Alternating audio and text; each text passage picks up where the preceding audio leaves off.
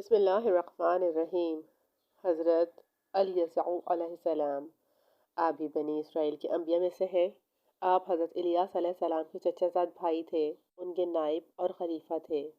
شروع ہی سے آپ حضرت الیاس علیہ السلام کے ساتھ رہے۔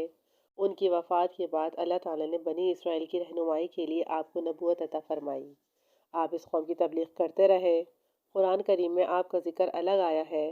پارہ نمبر 7 کے رکوع نمبر 15 میں اللہ تعالیٰ فرماتے ہیں، اور اسماعیل اور الیسع اور یونس اور لوط کو ہدایت عطا کی، اور ان سب کو ہم نے اپنے اپنے زمانے میں اقوام عالم میں فضیلت دی۔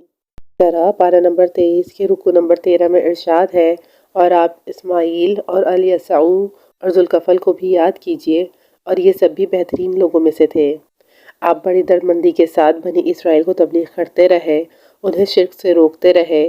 آپ کی تبلیغ کے باوجود قوم شرک میں مبتلا رہی، اور ظاہر بات ہے جب انسان اپنی محنت کا اثر نہ دیکھے تو اسے تکلیف ہوتی ہے۔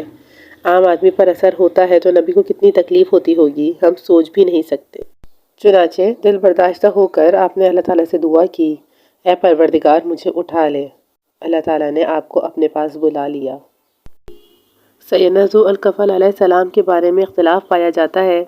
زیادہ تر حضرات کی رائے یہ ہے کہ آپ نبی تھے اور بنی اسرائیل کے انبیاء میں سے تھے۔ آپ تبلیغ کے کام میں مصروف رہے۔ آپ کے زمانے میں کوئی اہم واقعہ پیش نہیں آیا، اس لیے قرآن مجید میں صرف آپ کا نام لیا گیا ہے۔ اللہ تعالیٰ قرآن کریم میں نبی اکرم صلی اللہ علیہ وسلم کو مخاطب کرتے ہوئے فرماتے ہیں، ان رسولوں میں سے کچھ تو وہ ہیں کہ ان کے حالات ہم نے آپ سے بیان کر دیے، اور کچھ وہ ہیں جن کا بیان ہم نے آپ سے نہیں کیا۔ اس طرح تورات میں بھی آپ کا ذکر ملتا ہے۔